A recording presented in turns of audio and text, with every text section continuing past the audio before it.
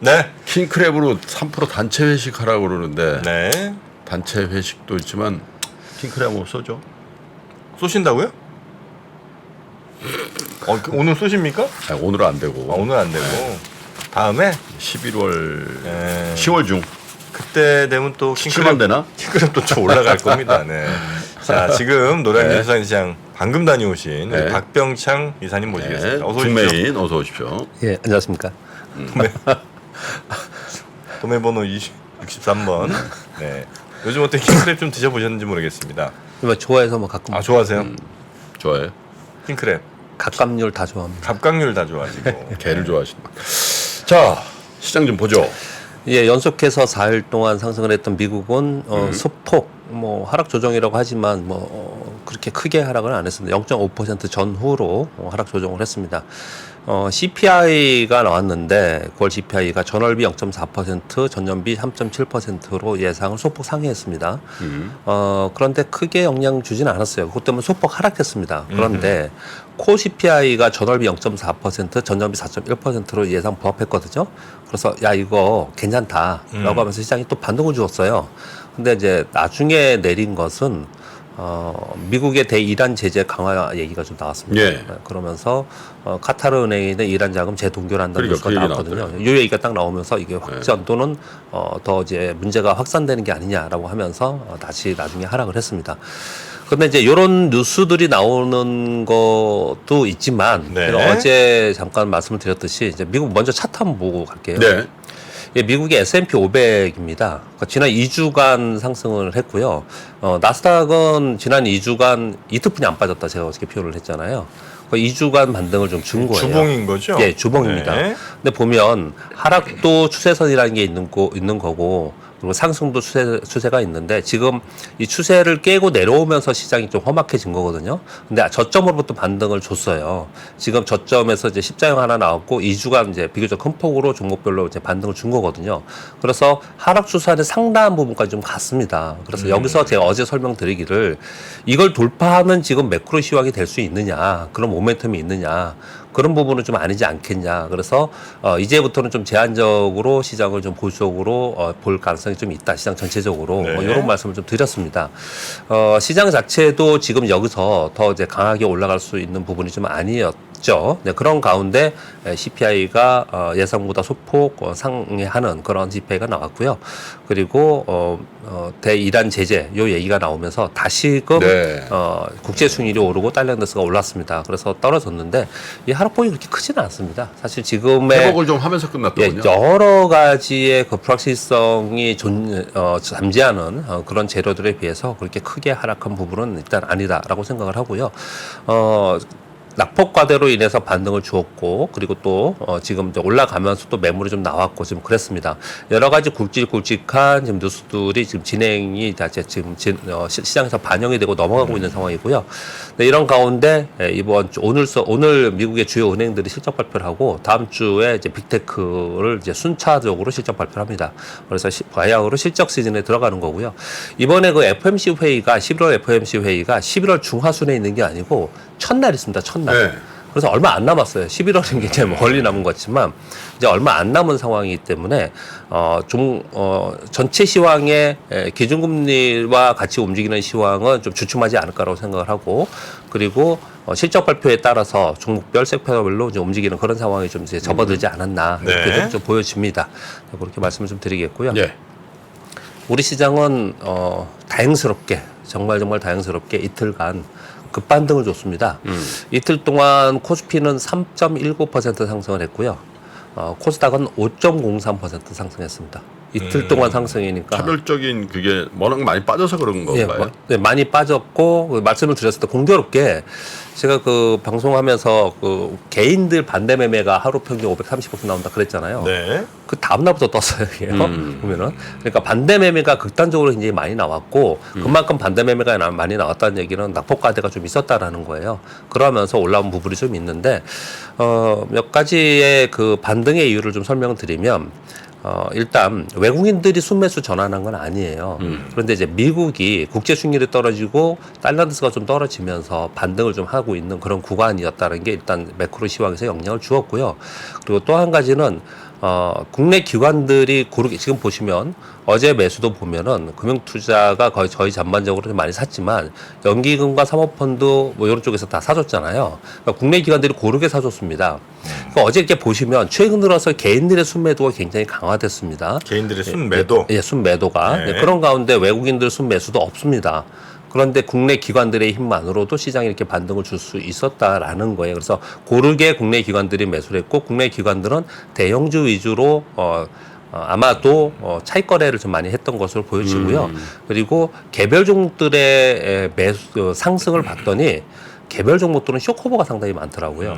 그래서 이걸 이제 설명을 많이 굳이 드린다면 어제가 옵션 만기일이었잖아요. 그래서 그저께 제가 설명드리면서 옵션 만기일 전에 외국인들이 선물 쇼커버가 있었다, 환매수가 있었다 이런 말씀 좀 드렸습니다.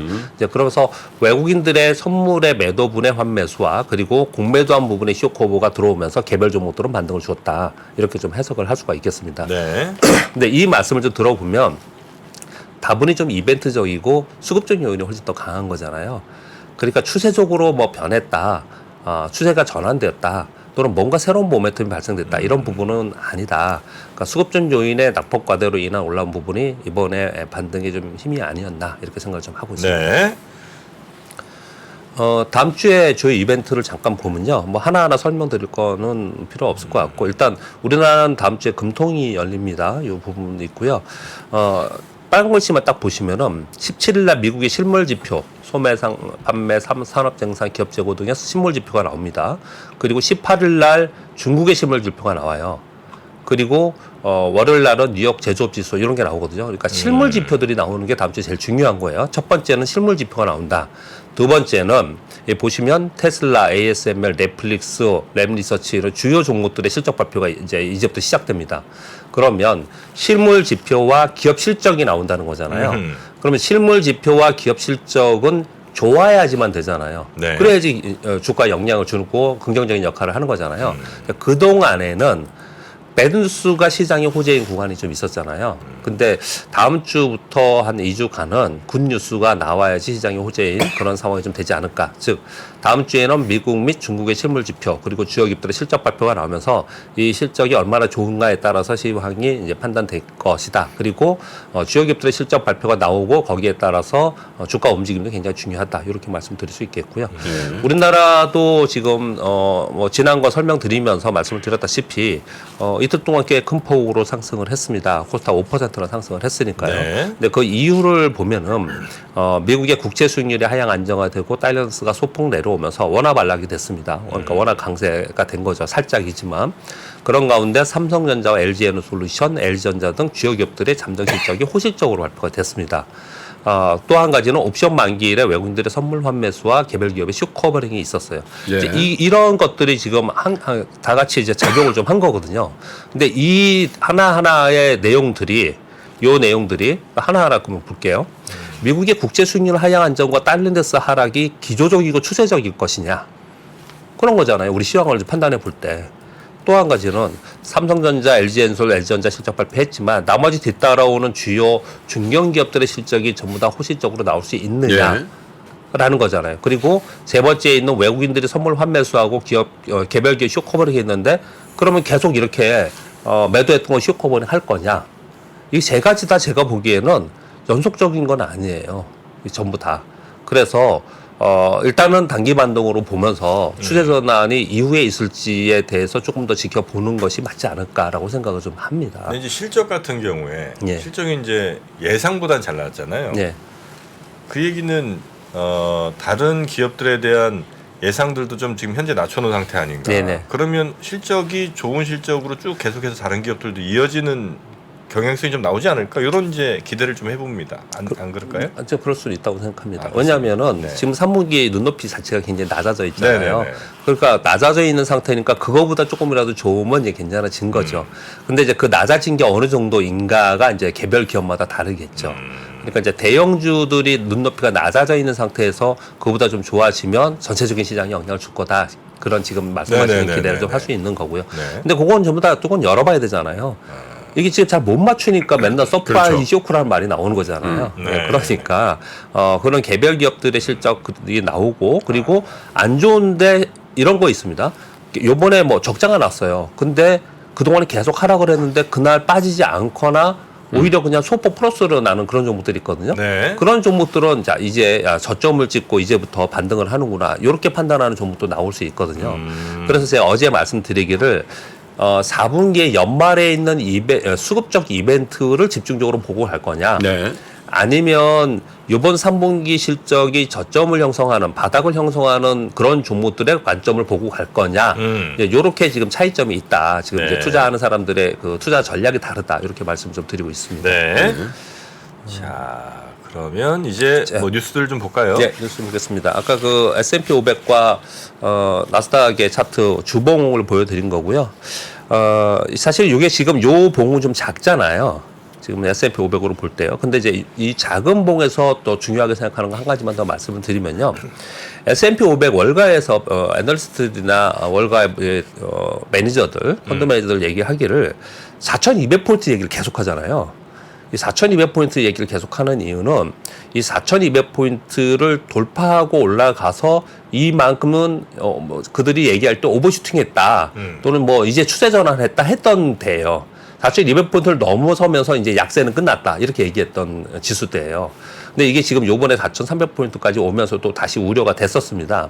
이 4,200포인트를 깨고 내려오면은 비중의 리밸런싱이 있을 가능성이 있다는 거예요. 그래서 매도가 나올 가능성이 있거든요. 그래서 4,200포인트를 계속 얘기를 하고 있는 거예요. 그래서 네. 이 4,200포인트를 지지하고 가느냐, 이걸 탄탄하게 가져가느냐 이제 보는 게 굉장히 중요한데, 지난번에 한 번에 비슷하게 좀 내려왔단 말이에요. 이번 주 아니고 지난주에요.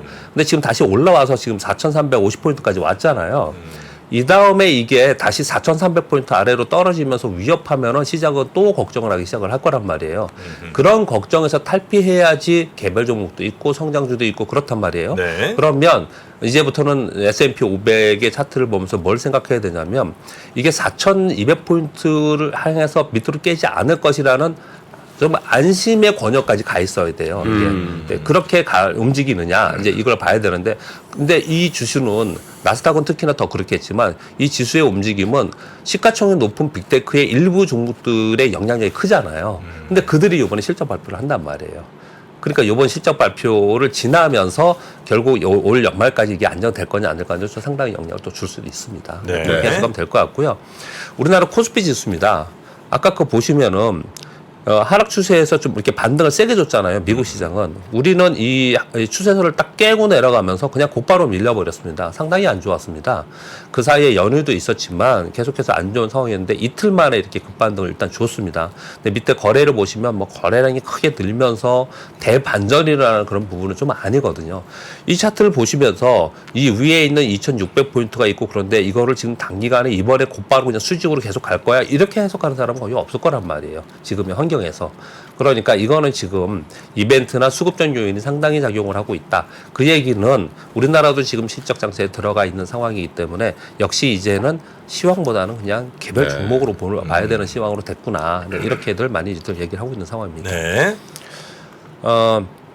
미국이 2주 동안 반등을 했던 것을 한마디로 요 얘기로 그냥 결정 지을 수 있습니다. 이게 어제 나온 뉴스는 아니고요. 이틀인가 지난 건데요. 월러 연준 이사 이렇게 얘기를 했습니다. 금융시장 긴축이 연준이 해야 될 일을 일부 해주게 될 것이다. 최근에 채권금리의 급등이 사실상의 긴축 효과가 있다는 의미입니다. 우리는 드디어 아주 좋은 인플레이션 지표를 보고 있습니다. 향후 몇 달 동안 고금리가 경제에 어떤 영향을 미치는지 볼 것입니다. 요거잖아요. 그러니까 얼마나 그 연준의 그 기준금리와 그리고 금리가 얼마나 중요한지를 또다시 얘기를 하고 있는 것을 그냥 한마디로 함축한 얘기예요. 네. 이게 전체 지금 시황을 움직이고 있다. 이렇게 보시면 좀 될 것 같습니다. 자, 이런 가운데 어제 CPI가 발표가 됐는데, 뉴욕 연은에서 설문조사를 하는데 소비자들의 1,300가구를 순환 패널 대상으로 한다고 합니다. 순환 패널이라 하면 똑같은 사람한테 물어보는 게 아니고 1,300가구를 계속 돌아가면서 물어본다는 거예요. 그들한테 물어봤더니 1년 후에 기대 인플레 중간값을 3.7%, 3년 후에는 3%, 5년 후에는 2.8% 정도를 전망한다고 하는 거예요.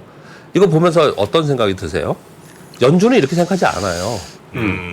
연준은 어떻게 생각하냐면은 내년도에 뭐 2%대로 접어들어서 2% 안착은 우리가 생각하는 목표 2%는 향 뭐 2025년인가? 뭐 그 정도면 된다. 뭐 이렇게 얘기를 좀 하고 있어요. 이 괴리가 있잖아요.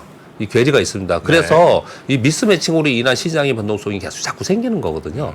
근데 실제로 체감하는 인플레는 고착화될 가능성이 상당히 높다라는 쪽으로 많이 보고 있어요. 그래서 지난번에 잭소노 미팅 때 이 중간값에 대해서 어느 정도 인플레에 대해서 연준이 생각을 바꾸지 않을까? 그런 얘기가 나오지 않을까? 이런 얘기가 또 좀 했었던 거거든요.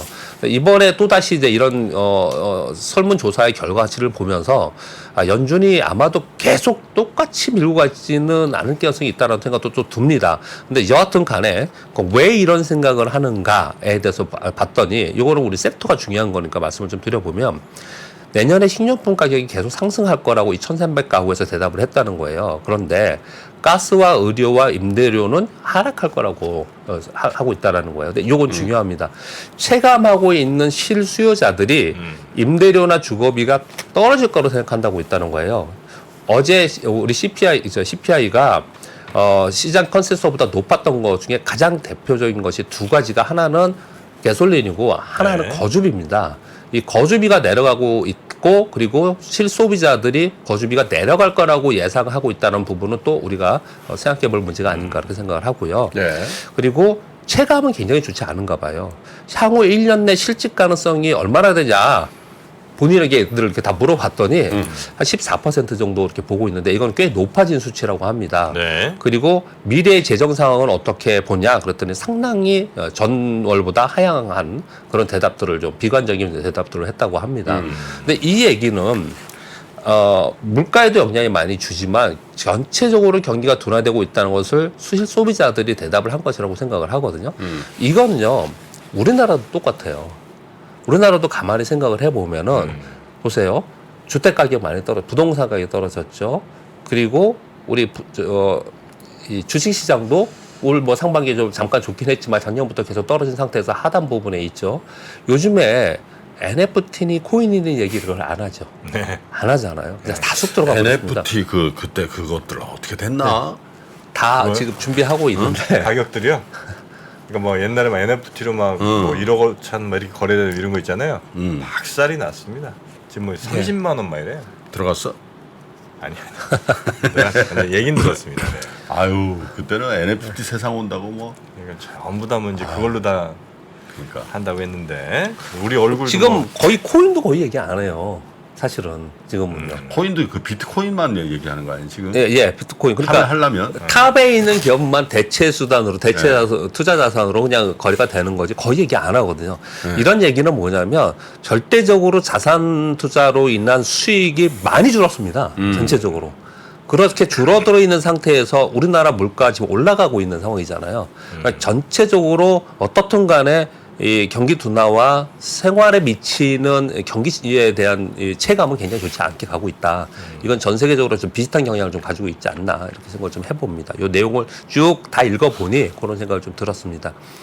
그리고 반도체 얘기는 뭐 끊임없이 얘기를 하고 있잖아요. 올 상반기는 2차 전지를 6개월 내내 했다면 올해 하반기는 지금 반도체 얘기를 끊임없이 지금 하고 있는 그런 상황입니다. 그런데 반도체 얘기하면서 꼭 덧붙이는 얘기를 하잖아요. 성포를 보면서 제가 꼭 말씀을 드리는데 네. 반도체 저점이라고 한 게 언젠데 맨날 저점이고 맨날 바닥이라고 얘기하고 맨날 확인해야 된다고 얘기를 하고 있잖아요. 한 2년 됐죠. 예. 그런데 실제로 반도체 현물 디램 가격이 오른 거는 이제 1, 2개월 뿐이 안 지났습니다. 드디어. 저번에도 한번 좀 오른다 그랬던 것 같은데. 근데 잠깐 올랐다가 그러니까 다시 오래 떨어질지 안 떨어질지를 지켜보자 이런 사람들도 있는 거거든요. 그리고 낸드도 요번에 처음으로 올랐습니다. 낸드 가격이 낸드가 더 많이 빠지고 더 안 좋다 그랬었거든요. 처음으로 올랐어요. 그래서 이런 얘기들을 하는 겁니다. D 타임즈 마일 뉴스인데요. 낸드 현물 가격이 상승한 걸 보면 디램 가격에서는 DDR5는 이미 올랐고 거의 관련된 거는 DDR4는 아직까지 좀 못 오르고 있거든요. 그런데 얘마저도 지금 이제 완만하게 여기서 터닝하는 모습을 보면 올해 바닥 확인이 가능성이 상당히 진짜 높다. 그래서 내년도에는 바닥 확인하고 나서 올라갈 때는 그 회복수도 굉장히 높지 않을까라고 얘기를 하거든요. 그래서 요즘 보시면은 반도체 종목 중에서 신고가 나면서 올라가는 종목들이 꽤 발생을 합니다. 근데 차별화되는 것은 분명히 있습니다. 그건 또 주의하셔야 됩니다. 반도체 전체의 반도체가 좋아진다 그러면 반도체 소부장 중에 비중으로 볼 때 전공정이 훨씬 높습니다. 근데 그동안에 워낙 그쪽이 안 좋았기 때문에 후공정에 있는 것들이 굉장히 좋게 네네. 움직였고 주가 그랬잖아요. 그리고 내년도에 후공정이 엄청 좋아질 거라는 것도 분명합니다. 그것도 분명해요. 위에 보시면 AMD가 AI 칩 생산 증가를 해서 삼성에도 좀 성신호가 나오지 않을까. 삼성이 HBM 때문에 하이닉스에 계속 눌리는 거잖아요. 뒤쳐져가지고. 근데 AMD가 대형 클라우드 사업자들과의 계약이 이제 곧 임박했다고 합니다. 마이크로소프트에 거의 대부분 있었는데 여기에 지금 아마존 웹 서비스나 메타나 구글 이런 데 지금 협상을 하고 곧 생산 증대를 지금 나선다고 해요. 근데 사실 AMD는 엔비디아에 비해서 엄청나게 떨어졌잖아요. 점유율이요. 지금 뭐라고 목표가 뭐냐면요. 엔비디아 점유율의 10%를 추격하는 게 목표예요. 그런데 삼성전자는 AMD의 기존의 원래 벤더예요. 원래 AMD에 납품을 하고 있는 네. 데거든요. 근데 지금 엔비디아가 삼성에 납품을 해달라고 하니까 수율 문제로 아직 못하고 있다라는 거잖아요. 근데 하이닉스는 하고 있는 거잖아요. 그래서 하이닉스가 지금 주가가 더 좋고 그쪽에 관련 것들이 더 움직이고 그렇게 움직이고 있는데 지금 AMD도 더 지금 증가될 가능성이 훨씬 더 높다라고 얘기를 하면서 이제 삼성전자에도 굉장히 천키로다 이런 뉴스가 있었거든요. 근데 이 결과는 나중에 봐야 될 문제이고 지금 말씀드리고 있는 거는 이 부분도 분명히 계속해서 성장하고 있는 부분이 굉장히 맞지만 전체적으로 반도체가 저점을 찍고 올라가는 부분에 있어서 전공정이 꽤 많이 올라오면서 최근 들어서는 전공정 주식들이 훨씬 더 많이 올라오더라. 요 얘기를 좀 하고서 말씀을 좀 드렸습니다. 네. 그리고 삼성 SDI가 스텔란티스와 1공장 25년도에 완공한다고 했는데 지금 2공장 코코모시에 건설한다라는 뉴스가 좀 있었습니다. 그리고 아마존 웹 서비스가 5년간 한국 클라우드에 약 7.8조 정도 투자를 한다고 합니다. 이게 지난 5년간 약 2.7조 투자했거든요. 한 3배 규모가 됩니다. 이거는 우리 시장에 영향을 많이 줍니다. 고용에도 많이 영향을 주고요. 우리나라에 있는 이쪽 관련 기업들 주가가 벌써 반영을 하면서 꽤 많이 움직입니다. 그래서 아마존 웹 서비스에서 이 클라우드 부분에 우리나라에 투자하고 있다라는 부분, 이 부분은 시장 영향을 직접적으로 주고 있습니다. 그렇게 말씀드리겠고요. 네. 엔비디아 목표 주가 $700 왔어요. 근데 우리나라 주가가 막 돗대기처럼 막 올라간다 내려간다 그러잖아요. 근데 가만히 생각해 보시면 엔비디아가 어땠습니까? $500 갔다가 $400 갔어요. 20%를 2주 만에 빠졌습니다. 아, 그래요? 그러다 지금 $470 왔거든요. 또 17%를 그냥 일주일 만에 올라왔어요. 이렇게 굉장히 변동성이 큽니다. 이 대형주가. 그러니까 시장의 변동성이 상당히 있는 거거든요. 그러니까 성장주들은 변동성이 상당히 있다라는 부분도 감안하면서 거래를 해야 되는 거고 우리나라 성장주를 보면서 너무 우리 시장을 폄하하는 얘기들이 좀 많아요. 뭐 한 15% 빠지면 이거 뭐냐 간다고 그래놓고 이런 얘기 많은데 꼭 그렇지는 않다. 이런 말씀을 드리겠고 네. 마지막 시간은 됐지만 이거 꼭 한번 말씀드리겠습니다. 우리가 그동안에 끊임없이 얘기를 했는데 이게 없어지지 않고 있습니다. 근데 지금 한겨레 신문에서 단독으로 나온 기사이고요. 주진영 전 하나 투자증권 대표가 직접 기사를 올려서 조금 네. 이제 가시화될 것 같습니다. 이제 주진영 하나증권 전 대표를 사칭한 주식 리딩방 있잖아요. 우리 김프로님, 정프로님 저 다 네. 하고 있는 네. 이 계정을 메타에 신고를 했더니 메타에서 규정 위반이 아니라 삭제할 수 없다라고 답이 왔다는 거예요. 제가 이 얘기도 끊임없이 말씀드렸습니다. 우리 카카오톡도 계속 그러는 거예요. 계속 이런 얘기를 하고 있습니다. 그 네. 얘기를 다시 한 번 더 말씀을 드리겠고 또 한 가지는 뭐냐면 이게 지금 이분이 분당 사시나 봐요. 분당 경찰서에서 사기로 신고를 하려고 했더니 사기 신고는 안 된다고 하는 거예요.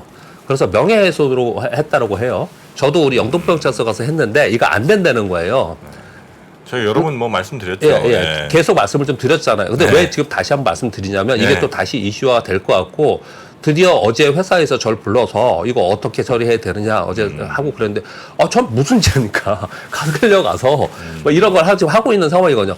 대외 활동 거의 못하고 개인적인 뭐 우리 단톡 뭐 대학교 단톡 대학원 단톡 이런 거 있을 거 아니에요. 저 다 나왔어요. 그거 다 나왔습니다. 그냥 개인으로 어떻든 간에요. 다 탈퇴했다고요? 네, 다 그냥 탈퇴했어요. 근데 지금 이런 얘기를 해요. 저도 이거 안 된다 그래서 그냥 그 뭐라 그러죠? 우리 그 집 공무방해 공무방해가 아니고 저는 공무집행방해? 공무가 아니니까 업무방해. 업무방해로 저도 좀 하고 왔는데 근데 사실 우리 이런 얘기를 굉장히 많이 했는데 한겨레 신문에서 방통위 공정위 개인정보보호위 경찰에 다 조사를 해서 물어봤더니 현행법에 규제할 근거가 없어 손쓸 방법이 없다라고 한다는 거예요. 이게요. 됩니까? 그런데 2000년도에 이미 온라인상의 사칭을 해서 광고한 규제법이 있었대, 발의가 됐다는 거예요. 2020년 말에. 2020년에. 근데 이게 지금 안 되고 있다는 거예요, 통과가, 법이. 요 얘기를 좀 하고 있는 거고요. 또 한 가지는 우리나라 이런데 미국이나 유럽에서는 플랫폼 기업이 이런 피해가 됐을 때 플랫폼 기업이 책임을 지는 부분이 상당 부분 있어요. 여기다 대해서 예방을 해야죠. 예, 예. 플랫폼이. 근데 우리나라 이게 없단 말이에요. 근데 이런 부분에 대해서 이제 공론화되기 시작을 좀 했습니다. 우리는 이미 피해도 많이 받고 이 얘기를 끊임없이 얘기를 하고 있는데 이제 공론화되기 시작을 좀 했어요. 근데 주진영 저 대표님도 유명한 분이지만 저분 사칭이 뭐 얼마나 많았겠어요. 최근에 많이 있었겠죠. 최근에 한두 건 본 것 같은데 한 2, 3년 동안 사칭 제일 많이 당한 사람들 다 죽어놓고서 이제 그렇죠. 제일 많이 한 게 아마 어쨌든 3% 출연하신 분들. 저 염승환, 박병창 여기도 있어요. 여기도. 네. 근데 이게 사칭을 해서 저희가 피해를 보는 것들보다도 거기에 사기를 당해서 금전적 피해를 보신 분들이 정말 이거 얼마나 안타까운 일이에요. 근데 이걸 그냥 두고 있다는 게 너무너무 되게 한심스러운 일이거든요. 네, 네. 근데 이건 다시 한번 진짜 공론화해서 이걸 해야 되지 않을까라고 생각을 좀 합니다. 네. 일단은 뭐 법 통과될 때까지 국회의원들이 좀 일할 때까지는 우리 시청자분들 뭐 혹은 주변 분들에게 절대 그런 사칭방 들어가지 마시라고 꼭 얘기를 좀 해주셔야 되겠습니다. 네. 저희 리딩방 없으시죠? 이게 무슨 예, 일만 있어요. 이사님도 없으시고 당연히. 자, 네. 그러면 우리 이사님과는 여기서 인사드리도록 하고요. 잠시 오늘 후에 금요일이군요. 네, 참. 금요일입니다. 주말에 좀 푹 좀 쉬시고요. 네, 알겠습니다. 네, 감사합니다. 뵙겠습니다. 네. 편히십시오. 고맙습니다. 감사합니다. 외환위기 오는 거 아니에요? 금융위기 오는 거 아니에요? 이런 질문들을 좀 굉장히 많이 받았었습니다. 탐욕이 되게 강했을 때 위험자산으로서의 극단적인 쏠림이 나타나고 공포감이 극에 달했을 때 안전자산으로서의 극단적인 쏠림이 나타나거든요. 과거의 일이 미래에 똑같이 일어난다 이건 아니지만 그때 당시에 위기 상황에서는 어떤 공통점들이 있었는지를 보면서 우리가 대비를 하는 방법도 고민해 볼 수 있고요. 과거를 제대로 이해하는 순간 위기의 실체가 드러납니다. 오건영의 현실 경제 이야기를 서점에서 만나보세요.